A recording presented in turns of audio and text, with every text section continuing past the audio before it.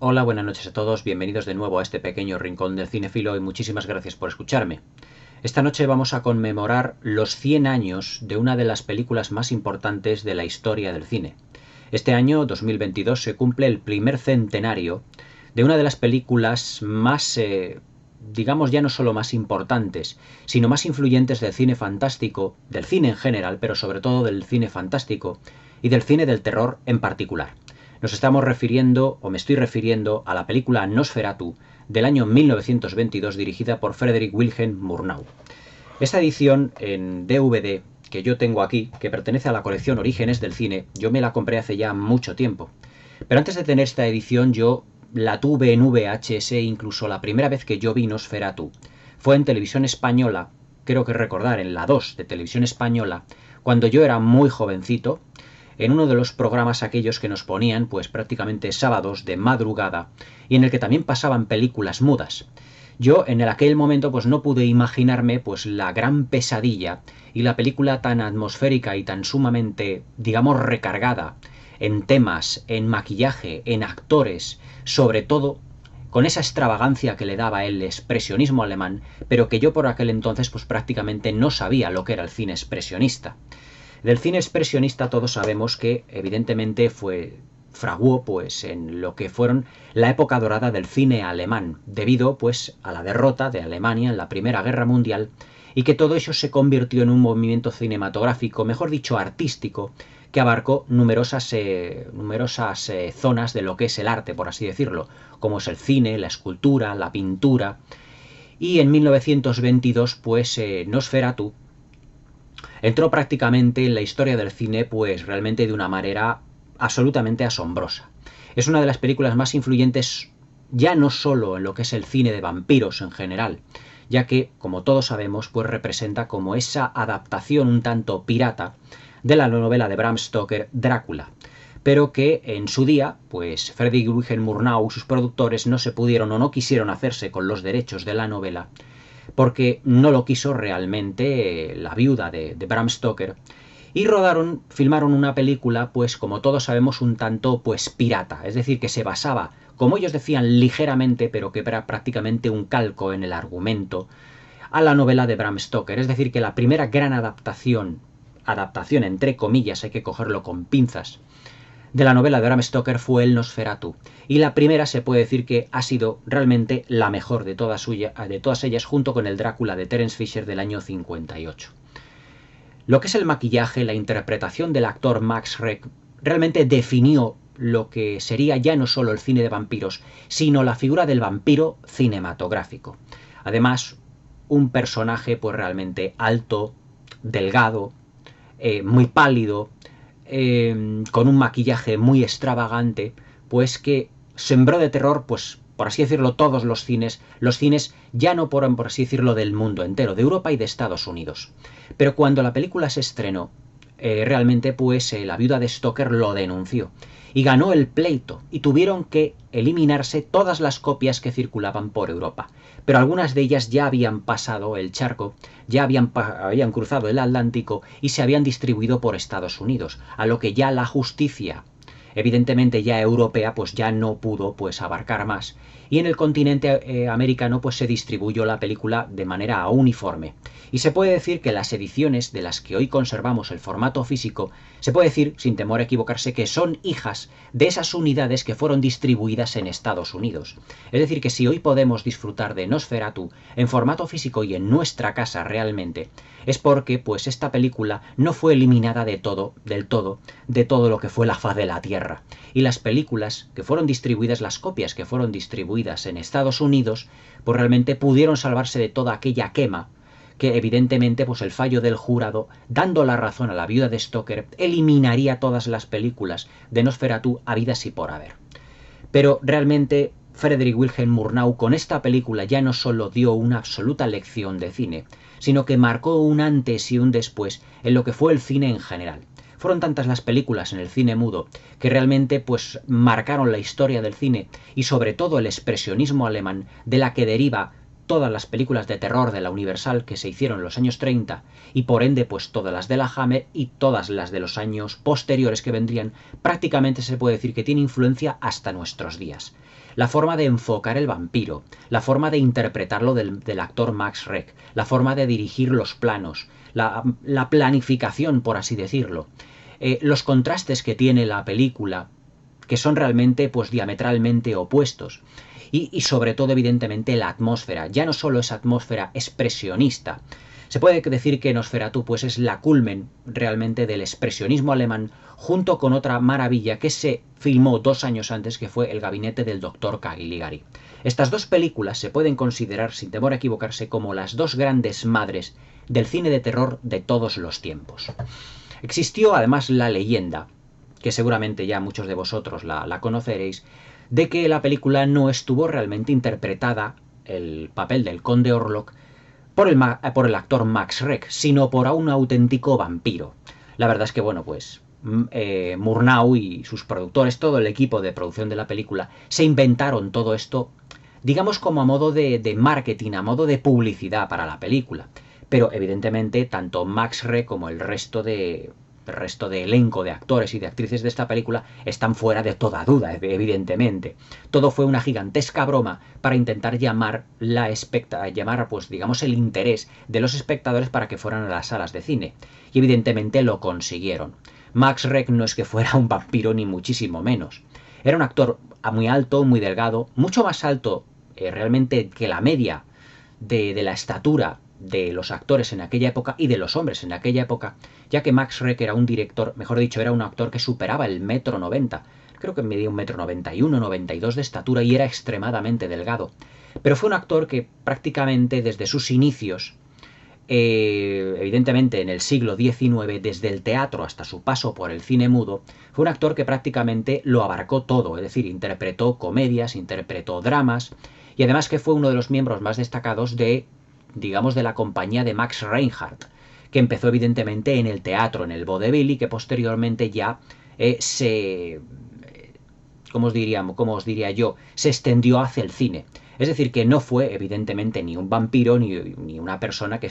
además estaba fuera de toda duda cuál era evidentemente su origen. Aunque Schreck, su apellido artístico, evidentemente, pues significa susto o terror en alemán. Pero bueno, esto es algo que es completamente anecdótico. La verdad es que la película, como está filmada, como está realmente dirigida, tenéis la crítica aquí en mi canal de YouTube, en las críticas, en el apartado lista, en la pestaña de lista, en las críticas de los años 20, es decir, todas las que están las películas mudas que he comentado hasta ahora, que han sido muy poquitas. Ya vendrán evidentemente muchas más.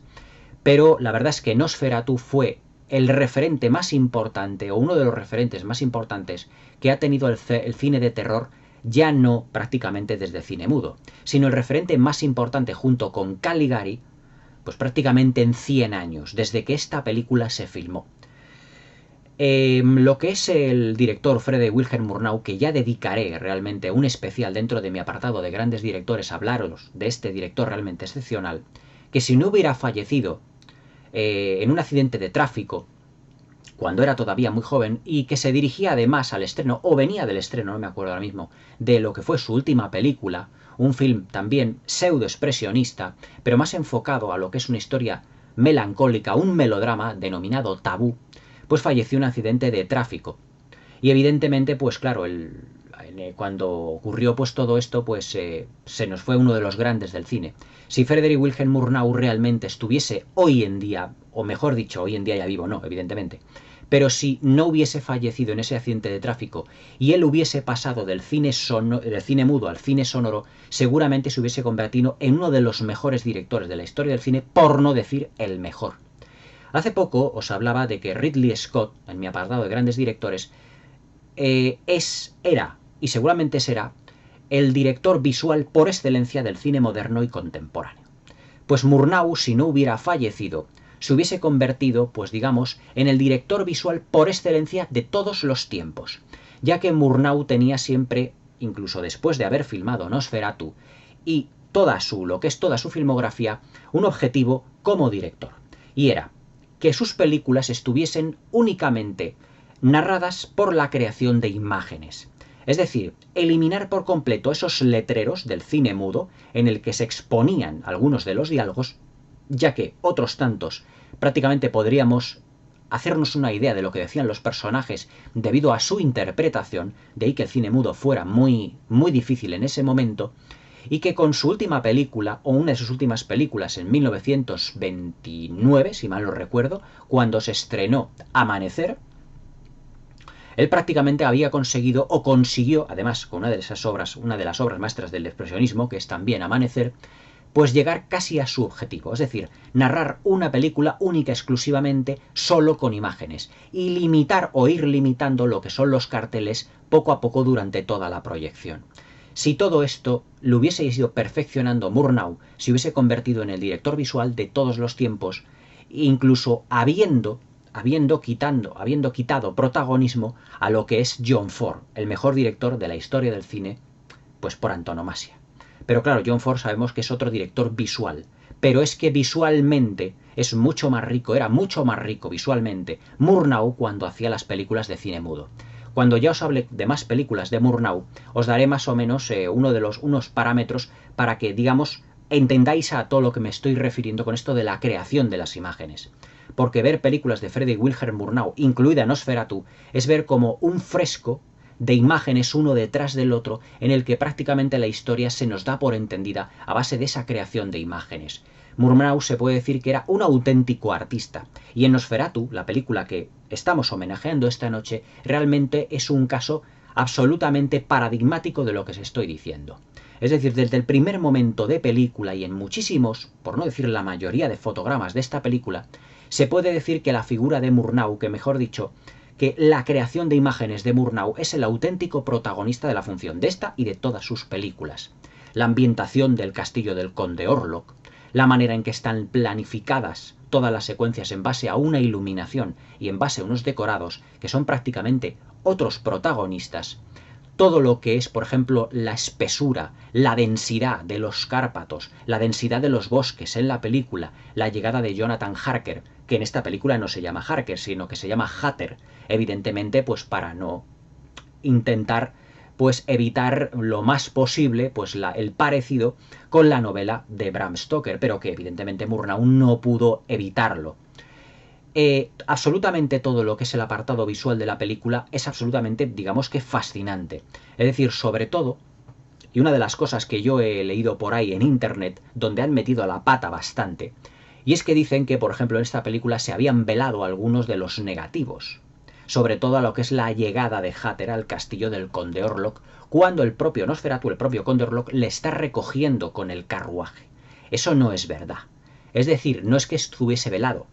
Vamos a ver, el negativo estaba velado, pero no era un error de Murnau, sino que lo hizo como si estuviese velado para que nos diese a entender que realmente Hatter estaba involucrándose, estaba metiéndose dentro de un mundo de fantasmas. Porque en la secuencia anterior, Hatter, es decir, lo que son los letreros, cuando pasa lo que es el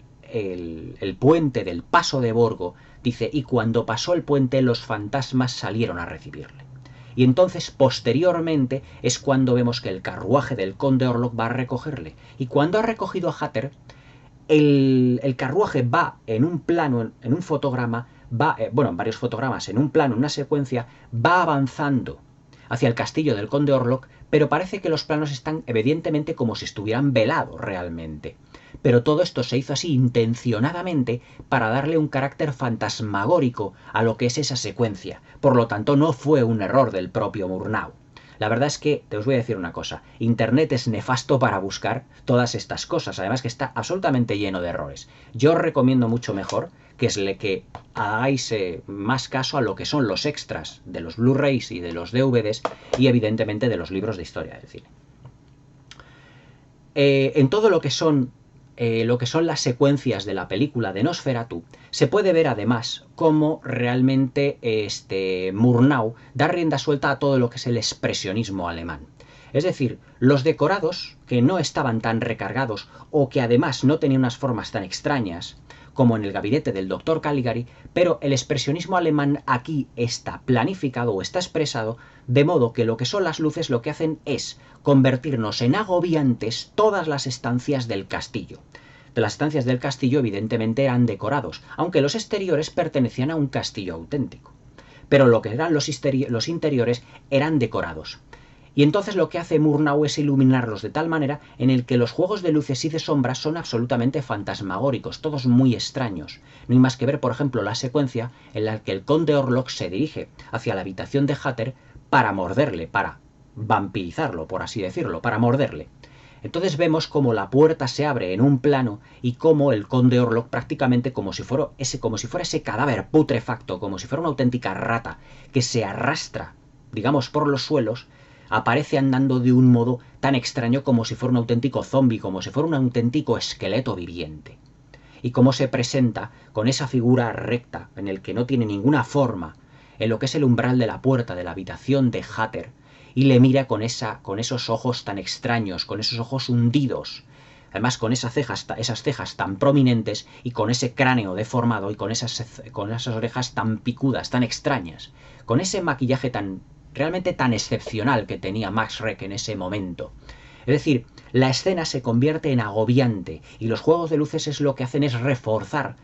el tono atmosférico y pesadillesco de todo lo que es esa secuencia. Todo eso también formaba parte de lo que era el expresionismo alemán. Eso lo podemos ver también en otras películas de Murnau, como por ejemplo en Fausto, que yo dentro de poco también la comentaré aquí. Sobre todo cuando Fausto llega a ese cruce de caminos y cuando Satanás, Mefistófeles, o Mefisto, evidentemente pues se presenta al personaje Fausto. Pero eso ya os lo comentaré cuando hagamos una review de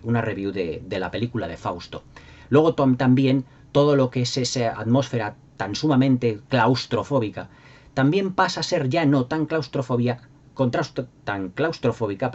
en las secuencias donde estamos en Bremen, donde ahí en Bremen ya se nos da pues a entender que es un ambiente como más cálido, más abierto, donde son las calles todo mucho más, digamos, con más bullicio. La verdad es que en ese sentido la película está llena, por así decirlo, de contrastes, es decir, contrasta lo que son los interiores del castillo de Drácula con lo que son los interiores, por ejemplo, de todo lo que son las estancias interiores de los edificios de Bremen. También contrasta, por ejemplo, la soledad que tiene el personaje de Nosferatu con la no soledad o el matrimonio o el amor que se profesa, el matrimonio entre Hatter, y su esposa. Y su esposa Nina, que la llaman aquí en esta película, para no llamarla Mina. Es decir, es una película que está llena de contrastes que contrastan evidentemente con los juegos de luces, con lo que son la puesta en escena y evidentemente con ese maquillaje tan sumamente absorbente y tan pesadillesco que tiene evidentemente el actor Max Schreck al interpretar a Nosferatu. Yo a todas las personas que no hayan visto realmente la película Nosferatu, se las recomiendo si son fans del cine de terror. Se puede decir que El gabinete del Dr. Caligari y Nosferatu son las dos películas de terror más importantes de la historia. Y si yo tuviera que hacer un vídeo en el que expusiese las 15 películas imprescindibles del género de terror, evidentemente Nosferatu y Caligari estarían dentro de no de ese ranking, sino de ese saco de 15 películas más importantes de lo que es el cine de terror, el cine de suspense o el cine fantástico, como lo querramos ver. La verdad es que Nosferatu, además, todo lo que tuvo esta película de controvertido en lo que se refiere al rodaje, por lo de que Max Schreck era un auténtico vampiro, también fue expresado en una película, creo recordar, del año 2001, llamada La sombra del vampiro, protagonizada por John Malkovich en el papel de Murnau y de Willem Dafoe en el papel de Max Schreck, haciendo evidentemente de Nosferatu. Pero evidentemente todo está basado en una fantasía, es decir, ya os digo que ni Max Schreck era un vampiro y era todo completamente absurdo. Aunque la película estaba bien, pues digamos como complemento de Nosferatu, pero realmente no es un film que se base ni en hechos reales, sino que se basa en una campaña de publicidad y de marketing. La verdad es que la película Nosferatu, ya os digo que ha sido importante hasta nuestros días, pero sobre todo también por la presencia de un remake realizado en 1979, al igual que el Drácula de John Badham, filmado además por el alemán Werner Herzog y protagonizada por Bruno Ganz, por Isabella Gianni y por Klaus Kinski en los papeles principales. Klaus Kinski hace del conde Drácula, aquí ya es llamado Drácula, no conde Orlok, como en esta película, como en la del 22. Y luego también ya Bruno Ganz ya hace el papel de Jonathan Harker y también Isabella Gianni hace el papel, creo que era de Lucy. O sea, no la cambiaron, o sea, no sé, no me acuerdo si era Mina, creo que era Lucy el papel de Isabella Gianni. Y que fue una de las primeras películas de esta pues actriz francesa que estaba jovencísima. Bruno Ganz ya era pues un actor que ya tenía grandes tablas dentro del cine y del teatro en Alemania. Además que es el intérprete de esa fantástica película que es El hundimiento haciendo de Adolf Hitler. Y Klaus Kinski pues era uno de los actores fetiche de Werner Herzog, que trabajó en Fitzcarraldo y en Aguirre, La cólera de Dios. Pero cuando Werner Herzog se basó en el Nosferatu original para hacer su remake, le salió también que más que un homenaje, fabricó realmente, él filmó como si fuera otro clásico, ya que la banda sonora, por ejemplo, del grupo Popol, le da también un tono claustrofóbico absolutamente único. Y aunque la versión de Werner Herzog ya está bastante alejada de lo que es el expresionismo alemán, supo captar la atmósfera de pesadilla de la original. Y sobre todo, lo que es el maquillaje, evidentemente, de Klaus Kinski, que está basado también en el maquillaje que lució Max Schreck. Es decir, que fijaos que del 22 al 79, o sea que pasan 57 años, la película todavía seguía teniendo muchísima vigencia. Y hoy en día, realmente, todavía en películas de terror podemos seguir viendo lo que es la huella ya no solo de Nosferatu, ya no solo de ese Max Schreck transformado en el vampiro, en el conde Orlok, ya no solo en lo que es el expresionismo alemán, sino también en la planificación, en la forma de entender el género fantástico, en la forma de entender el género de terror. Por ejemplo, lo podemos ver en películas, por ejemplo, como La Bruja, que yo he visto hace relativamente poco. No es que sea una película excesivamente notable como para poder comentar, pero muchos de los aspectos en lo que se refiere a la fotografía, a la planificación y a la manera de filmar lo que son los bosques, lo que es la cercanía de la naturaleza, está muy enraizada y está muy hermanada tanto con el Nosferatu de Murnau como con el Nosferatu de Klaus Kinski. Si queréis que haga una crítica de la película de La Bruja, no tiene más que pedírmelo. Aunque yo creo realmente que no merece un comentario, porque yo creo que no es lo suficientemente notable. Es una película que muestra muchos elementos visuales, pero que no llega a tener una maestría propiamente dicho en lo que es la planificación visual. Pero lo que yo me refiero es que además el director de La Bruja se basó tanto, además, en todo lo que es el tratamiento de la decoloración, en el tratamiento de esos bosques, de los escenarios como protagonistas también de la función, que también este grupo, el que realizó La Bruja, también quiso realizar un remake del Nosferatu de 1922, remake que todavía estamos esperando. Yo no sé si evidentemente se retrasará debido a toda la situación sanitaria que estamos viviendo, o que realmente sí que se lo propuso, pero yo creo que después de la película de 1922 y del remake del 79, una tercera versión de Nosferatu, no sé si a lo mejor pudiera estar a la altura de estas dos películas, porque ya os digo que Werner Herzog se puede decir que fabricó pues prácticamente ya no un remake o un homenaje, es que fabricó un clásico de haberse basado en un clásico. Es decir, nadie duda de la calidad de estas dos películas. Pero realmente el Nosferatu de Murnau, yo os digo que ha sido una película absolutamente pues capital dentro de lo que es la historia del cine, con una importancia, yo diría, una importancia dentro de lo que es el cine de género, dentro de lo que es el género de terror y sobre todo al subgénero de vampiros, absolutamente importantísima. Es decir, no han sido además pocos los directores como Terence Fisher, también como John Carpenter, que visualmente, atmosféricamente incluso, y en el tratamiento de la luz, se han fijado mucho pues en todo lo que son pues todo lo que son los tratamientos de planificación de Friedrich Wilhelm Murnau. Friedrich Wilhelm Murnau en 1922 filmó una de las más grandes películas de terror de la historia del cine. Ya no solo una obra maestra del expresionismo alemán, sino una película hoy en día, evidentemente, está muy lejos de ser olvidada, porque su influencia ha sido capital y lo sigue siendo dentro de lo que es el género de terror. Sino que además se filmó una película que yo diría pues que es la mejor película del género de vampiros, por así decirlo, junto con el Drácula de Terence Fisher del 58, y es una película absolutamente inmortal. Es una película que además todo lo que son sus valores narrativos, todo lo que son sus valores, yo diría más que visuales, cinematográficos en general, no se han llegado a superar, no se han llegado a igualar. Es decir, todo lo que es la atmósfera de la película y todo lo que son las interpretaciones, sobre todo la de Max Schreck haciendo de Nosferatu, haciendo del Conde Orlok, han sido absolutamente modélicas para el género de terror. Para mí es una película que es absolutamente irrepetible. Yo, en cuanto salió en formato DVD, aunque la tuve en VHS, me la compré. Y además os tengo que decir que esta colección de orígenes del cine sigue teniendo, incluso vistas en televisores más avanzados de hoy, como en el 4K, una calidad de imagen absolutamente extraordinaria. Se conservan los tintes originales de la película en esta versión, y prácticamente tenemos una versión de 1 hora y media, en lo que se refiere además prolongación de las secuencias y sobre todo el establecimiento y la restauración de lo que son los carteles y lo que es además la incorporación de una banda sonora, además que le va muy bien a todo lo que es el conjunto de la película. Hasta aquí lo que es el homenaje a una de las películas más importantes de la historia del cine, el Nosferatu de Frederick Wilhelm Murnau de 1922, que este año cumple 100 años. Esta película ya se puede considerar ya no solo como una obra maestra del cine, sino como una auténtica antigüedad, porque todo lo que pasa de 100 años se puede considerar una antigüedad. Nosferatu ya no solo es una antigüedad, es una película absolutamente única para todos los aficionados al cine y sobre todo aquellos que estén aficionados al género de terror. Una película en la que verán muchísimas influencias o muchísimos, ya no influencias,